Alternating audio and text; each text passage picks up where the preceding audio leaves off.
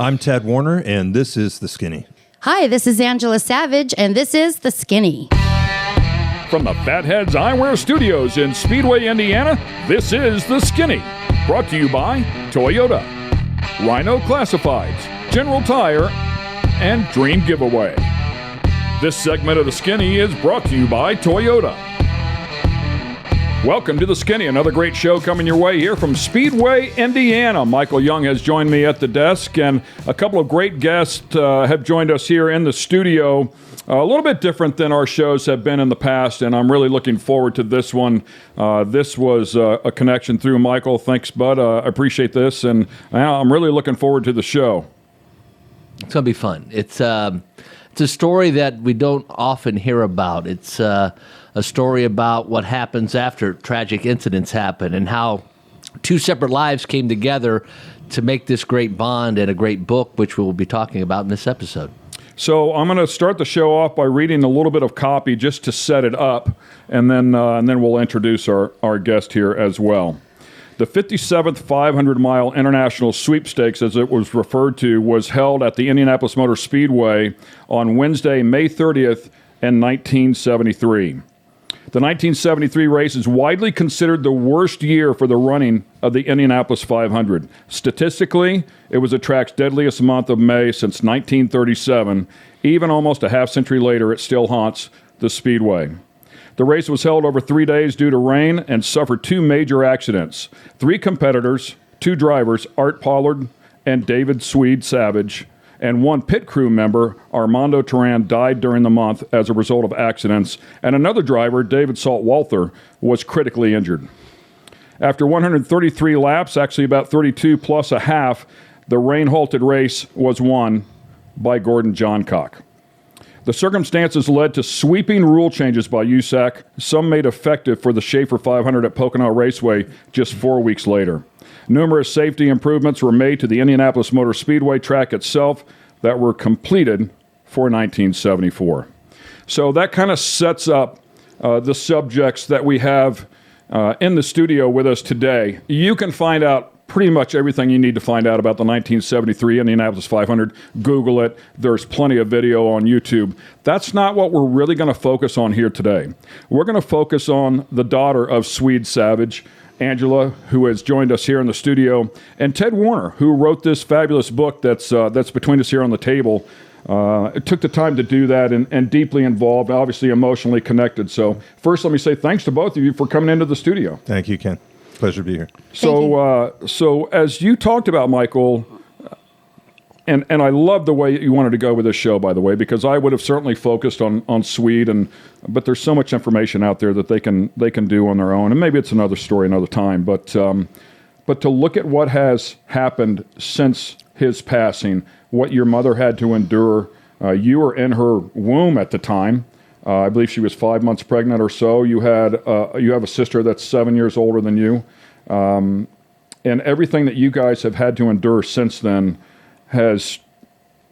it's truly an eye-opening situation, and I think it's best when it's spoke of, when you get it out in the open, because it lets so many other people know who have gone through the same thing that they're not alone. That's right, and that's what I really wanted to do, was open my heart in a really special way for people that have been affected by trauma at the track. I think it's a very important subject. Maybe in the past it was swept under the rug a little bit because it's a little bit uncomfortable, but we've grown further from that as a society, and we know now that we need to talk about the hard things that we go through in order to heal from them. Angela, it's interesting how your relationship with Ted began. And Ted, this was a interesting adventure for you, if you will, that you were, I believe, 11 years old when the 1973 Indianapolis 500 came about. You were listening to it in school with an earpiece, which is probably not a good thing to let the kids know about. Already. But he was your driving hero, and so many years passed by, and you always wondered about the family. And it was interesting how you became friends with Angela. Tell that story. It's really amazing, nothing short of a miracle in both of our lives. I was in sixth grade, like you said, smuggled the radio into my classroom, was listening to the race and heard the crash during the radio broadcast. And of course, was shocked. I became a huge Swede Savage fan when he started driving the STP oil treatment special number 40. That car has a distinguished history at the track because of Parnelli Jones and the STP turbine in 1967. So when Swede started driving that car, I just became a huge fan. He was from California, had a good-looking guy with long blonde hair, and just had so much going for him, and not the least of which he was very fast. So I had read a book after the race, and by this time I'm like 12 years old, and found out that Angela's mother was pregnant and saw the crash from the stands. And from that point forward, I was always intrigued. Where is that child in the world today? And I can remember walking to class in college years later, still wondering about that child. And 40 years later, through various twists of fate, we met up. I helped organize a trip for her to the Indianapolis Motor Speedway for the very first time. Never been to the track until 2014. On the outside. And then it just progressed from there. And at one point we were sitting around, and I said I've always wanted to write a book, and we kind of looked at each other and had this common realization, moment of epiphany, and several years later, here we are with our book, Savage Angel. I remember, Angela, the first time you came to the Indianapolis Motor Speedway, but tell the story about how the two of you met, how odd it must have been for you, Angela, to have this total stranger call you out of the blue and share his story and want to bring you to the Indianapolis Motor Speedway.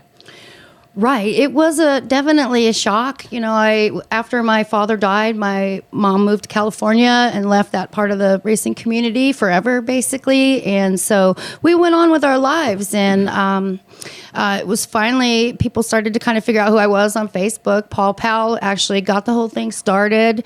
And it was weird. And when he tells me that he had read a book and had been thinking about me and actually wondered about me through periods of my life, I realized that I had no idea anybody really cared, and that that thought and that love that people were kind of sending to me might have saved my life a few times too, because there were times when I just really needed some love, and that might have helped, but it was kind of surreal. I really didn't have any idea how life-changing the Indianapolis Motor Speedway is, and how life-changing the Indy 500 is, how it's one of those events that if you're not there in person, you're never going to feel it. And I think it's like our modern-day gladiators. And so just getting back there really helped me see what my dad was all about. I was still hanging on to a lot of old stuff, and just coming back to the track and facing the fire, so to speak, broke a lot of spells off of me. I struggled so much growing up with depression and addiction and all kinds of affliction, and those spells weren't breaking until I made it back to the Indianapolis Motor Speedway and saw the love and felt, something that you feel. There's a palpable electromagnetic energy at the track that I, you can cut it with a knife. And so obviously it opened my eyes. And then it also made me realize that I still had a lot of work to do and a long way to go. But I think I knew at that moment that I had started my real journey back to healing. Curious if you're close with your sister, Shelley. My sister, Shelley, passed at the age of 28. She had leukemia. And she fought it really, really hard for 6 years. And so I was 21 I was 21 years old when she passed.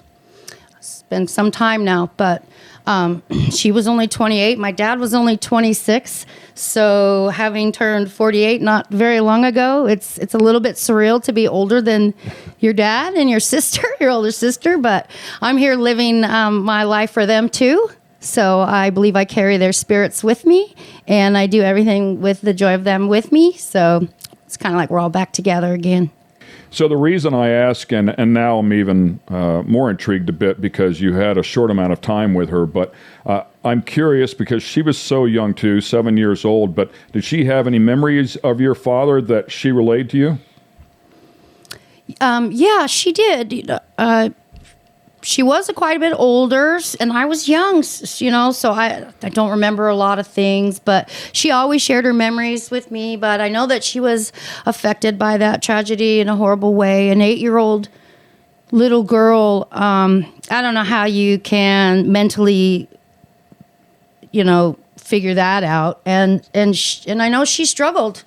And, disease can cause disease. And I always wonder if the shock and the trauma of something like that didn't help her get sick. But, that's all just speculation. And we really can't live on speculation, or we'll spin our wheels sometimes.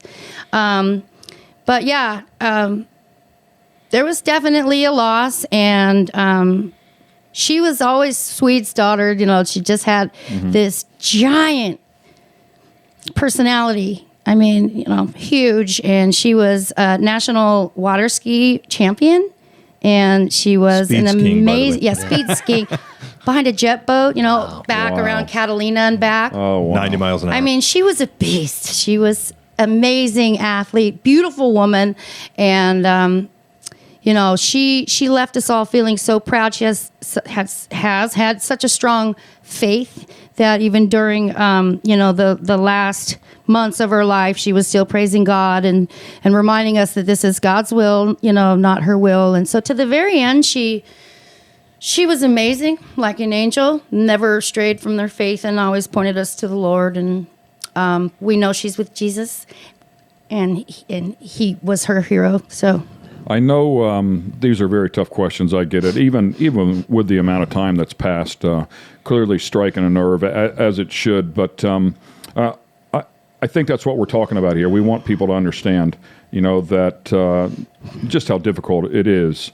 When you look back at that time with your mother and your sister, do you remember periods of time when you're talking to your mother and you're saying, "Can you tell me about my daddy?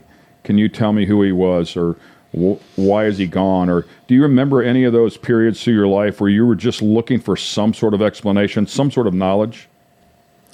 I do, but I really didn't know who to ask. Mother moves on. The wife can move on after she becomes a widow. And I'm not saying that she's better or healed or anything, but it's different for the child because, you only get one dad, right? So there was always a lot of video and stuff like that I would watch. And I heard, everybody, it was always this thing in the family because there was a stepdad and two stepbrothers immediately. My mom married immediately. So there wasn't a whole lot of that. In fact, my dad's stuff got pushed into the back garage, and the door's shut and life goes on, and you kind of keep going. But I felt like I got stuck in a place where I couldn't keep going. And, being in the womb when that happened, we've learned now medically that it really does rock you on a molecular level. So, getting over it probably is never an option for me. I'm highly sensitive. I cry a lot, but I have to learn how to just embrace that. I can't sit at home and just, mope when I talk about sad things. And I think crying is healthy. So if you see a tear come out, don't worry if you didn't jerk it, it was already there. But that's another reason why I was trying to be so open and honest in this book, because I feel like we're only as sick as our secrets and things that we let fester inside of us because we just bury, that can become a tumor. It can make you sick. So I think you'll see in the book that I'm very candid and honest about things that aren't very pretty. But for me, it was bringing it all to the table, laying it on the table and saying, this is it. This is me. I'm trying to be a better person every day. I've done things I'm not proud of. But now you know the scoop and you can take it or leave it. And so in that way, it's been a very freeing experience. Because it's like, here's my manual. Go ahead and read it and call me later if you want to.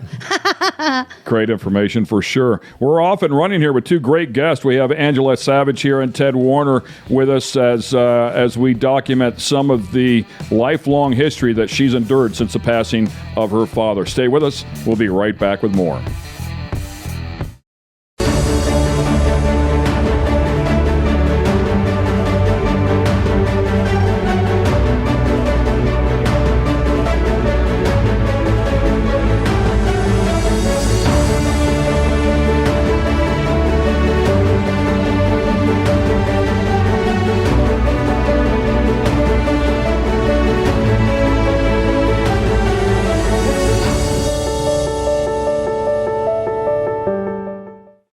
This segment of The Skinny is brought to you by Dream Giveaway.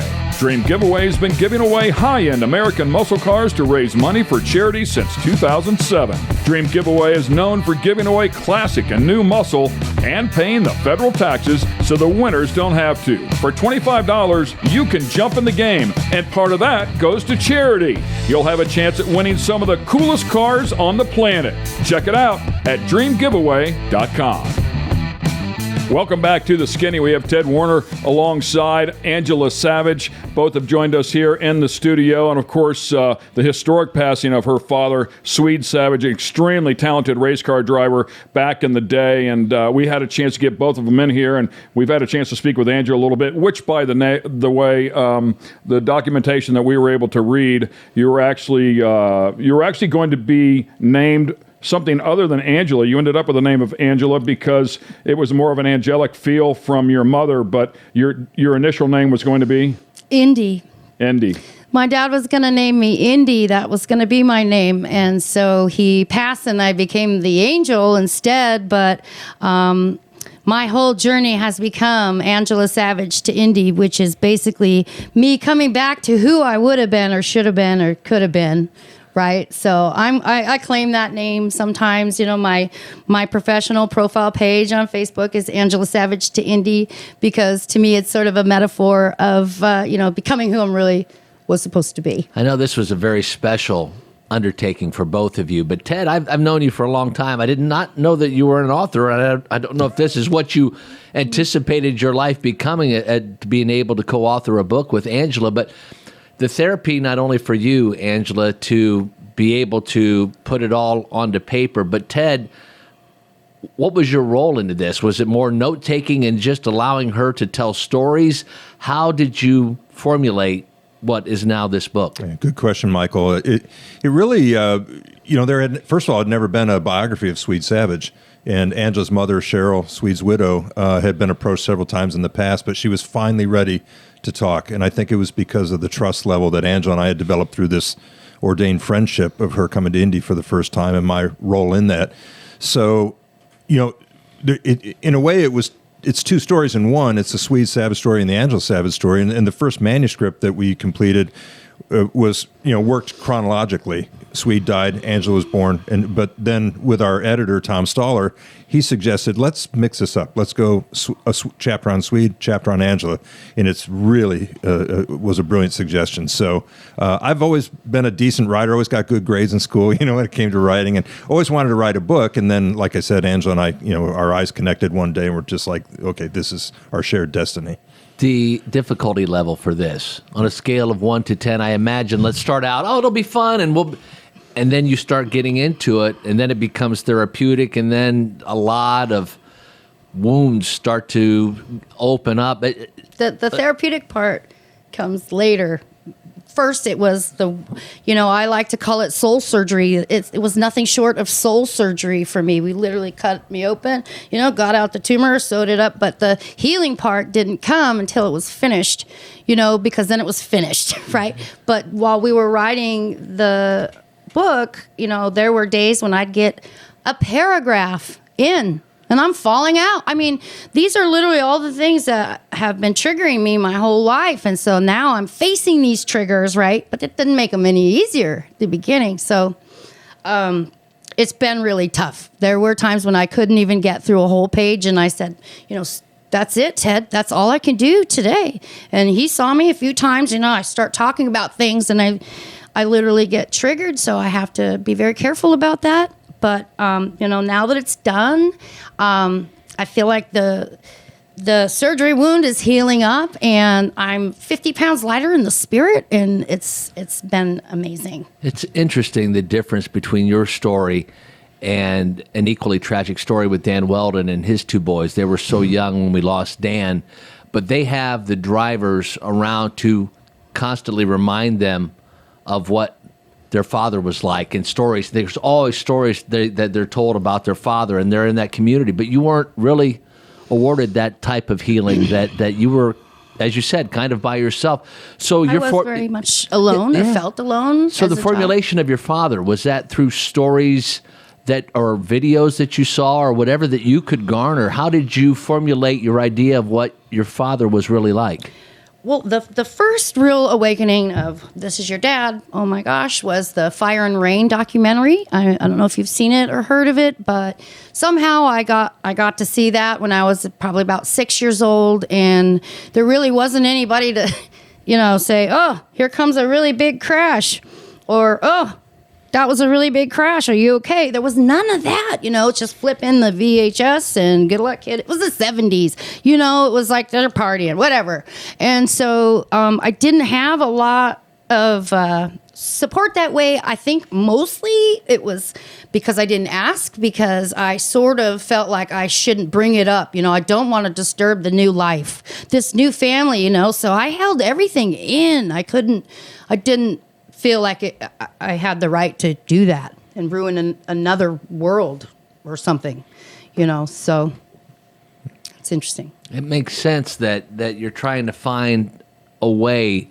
And with this book, I think that for you just said the healing has begun. But what can you share with others that have potentially shared in the same? It doesn't have to be a racing story, but right. Just that type of story. I can't imagine what you've gone through, but do you see that in other people that have also suffered the same types of trauma that you've had? I so do. And knowledge is always power. And so now that I have more knowledge about posthumous children and things like that, I see it everywhere, and I just want to hug the heck out of them. I'm running to these people now. I'm looking for these people. We learned since 9/11 that if a woman is very pregnant, up to her, getting close to the third trimester, and the husband suffers a traumatic death, that the trauma and the shock not only can give the mother PTSD, but it goes all the way into the baby. And so, after 9/11, they realized a lot of these women had husbands who fell, and so they went back to check on the kids, and lo and behold, they're not doing very good, right? So that's when they started studying the posthumous child, which I feel like I'm sort of a poster child for. But now there's all this information that I can get my hands around and get my claws into and say, that's it. That's why I am what I am. That's why I was what I was. That's why I struggled, and knowing that, I can finally have a little empathy for myself. I have a lot of empathy for everyone except for myself, but it's helping me be a lot nicer to myself. And so, basically, my takeaway would be whatever it is that you're afraid of the most or hurts you the most, that's where you run straight towards that thing. The scary thing, we run from our fears, right? Mm-hmm.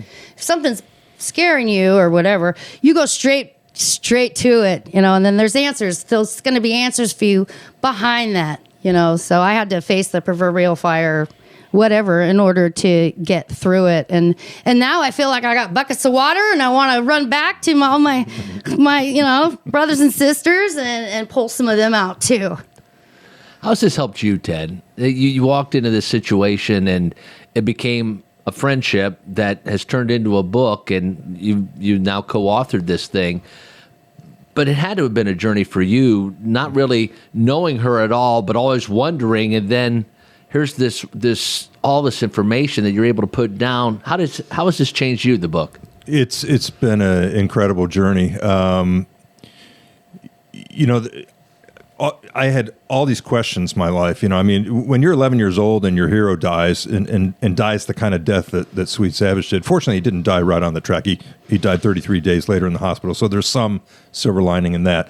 But, there was no internet back then. When I read about it, it was just a footnote in the Chicago Tribune sports page.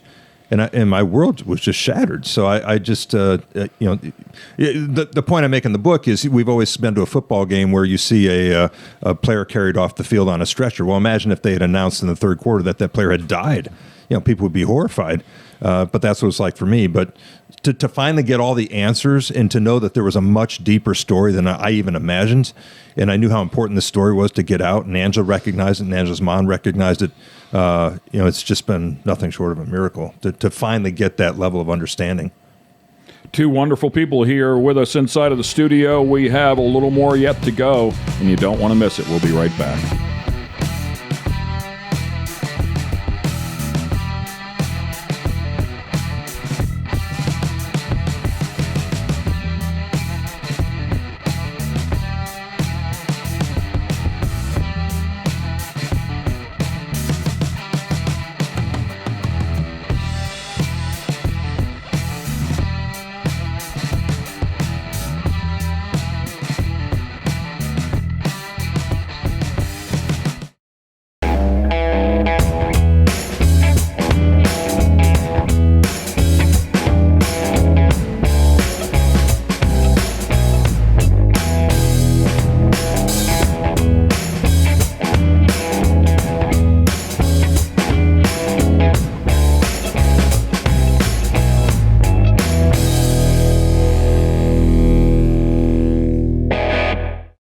This segment of The Skinny is brought to you by Rhino Classifieds. Tired of all those ads and random stuff that shows up when you're looking to buy or sell your car parts? Rhino Classifieds was created just for you. Welcome to a streamlined buying and selling app created by racers for racers and race fans. Modified cars, classic cars, race cars, that special big block you need, the trailer to move your baby around the country in. We got you at rhino.co.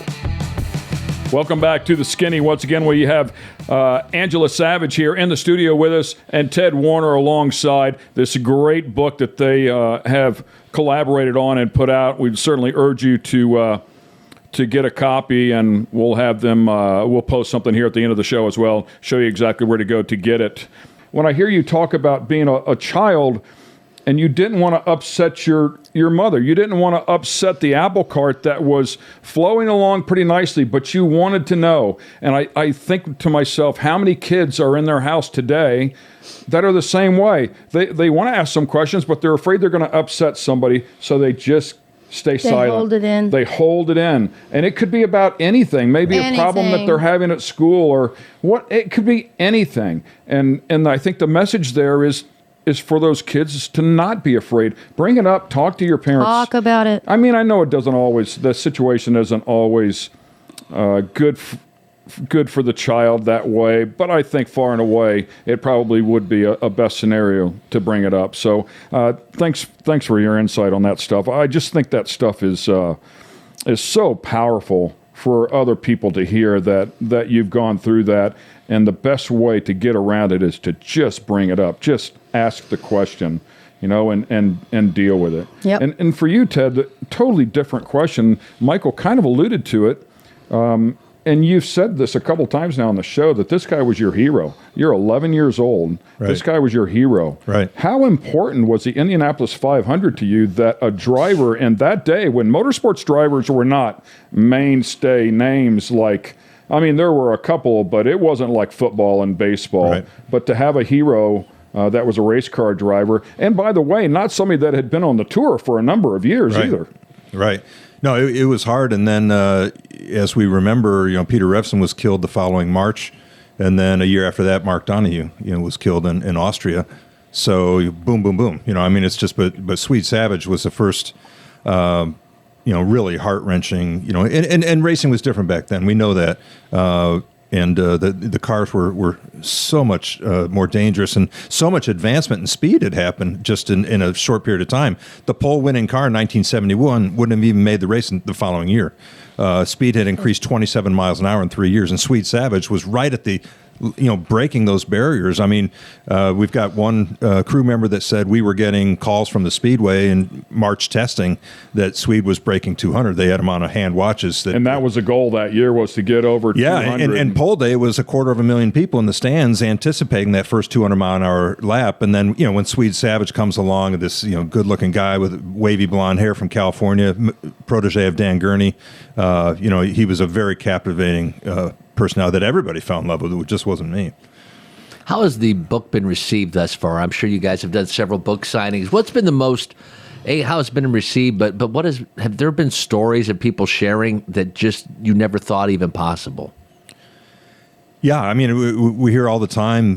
First of all, most of the expressions are of thanks to Angela for coming out with this story, this important story that is really the elephant in the room in the racing world. It's never been talked about before, so we're both very proud to have brought this to light in the public, and to share what a great person Swede was. Half the book is really a biography of Swede, in the fun things and the funny guy that he was in the stories that Cheryl has shared.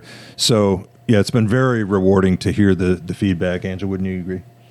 Absolutely. When the book was finished, there was this period where I couldn't breathe. I'm holding my breath because I know there's a lot of straight dope in there. I don't know how else to say it. I didn't beat around the bush. I just brought it out. So I was scared. I told a lot of my secrets that I thought I would take to the grave, but no. And so it was like I was waiting for the first, reviews to start coming in, and they were nothing but wonderful, praise the Lord. But it was hard. I felt like I was holding my breath until the first couple, and then it was like, okay, oh gosh, it's going to be okay, right? And some of the things that I consider very dark or not pleasant in the book haven't even been brought up. I thought it was going to be the end of the world, and everybody's so wonderful. They focus on the positive and how those negatives have now turned into positive, and so that's the general feedback that I'm getting. It's all been wonderful and such a blessing.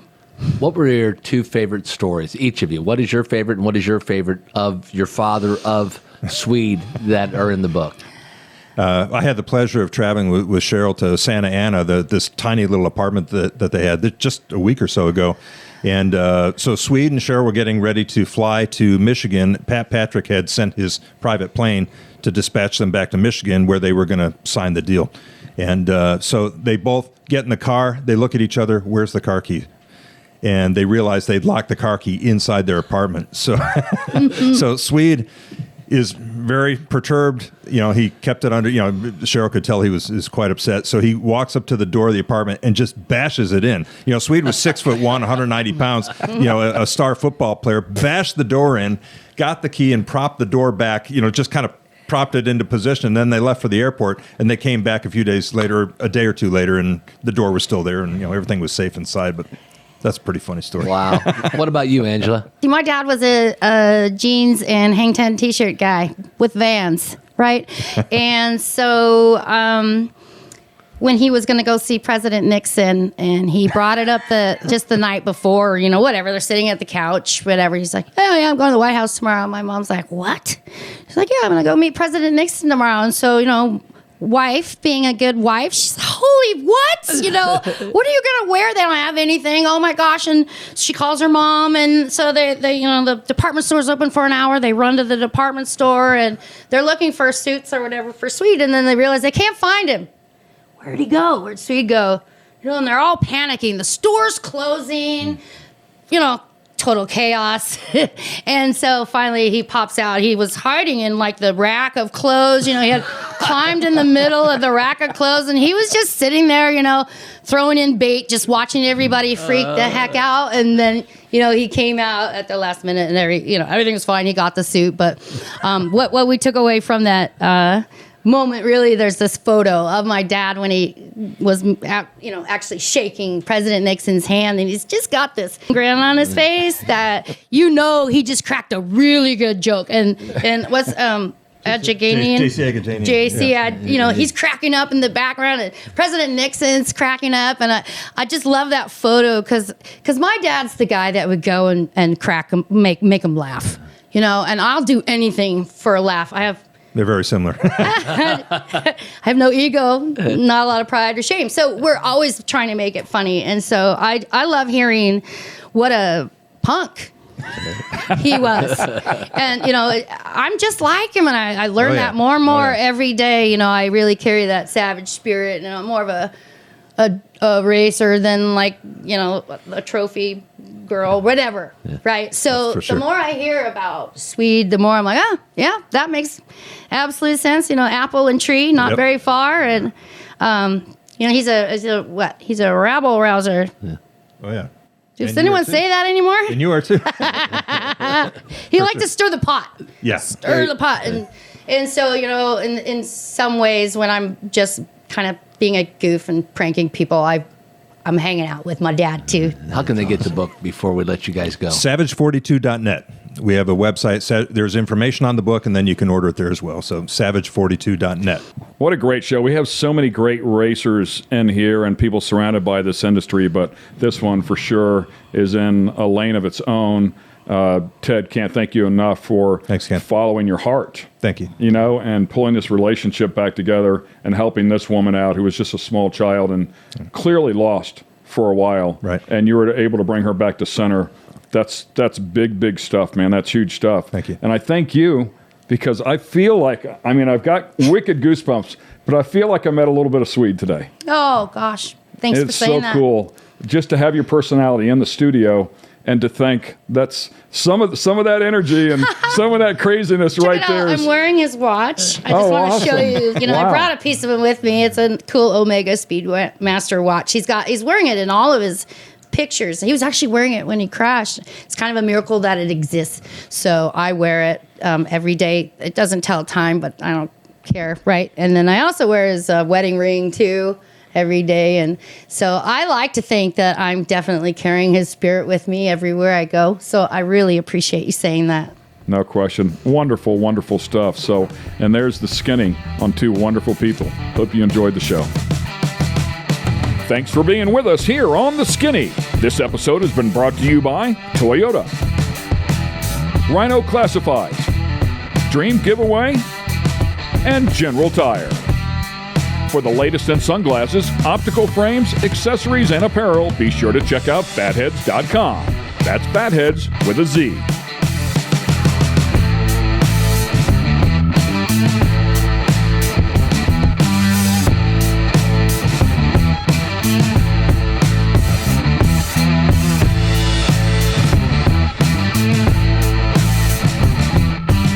Production facilities provided by Fatheads Eyewear Studios. All rights reserved.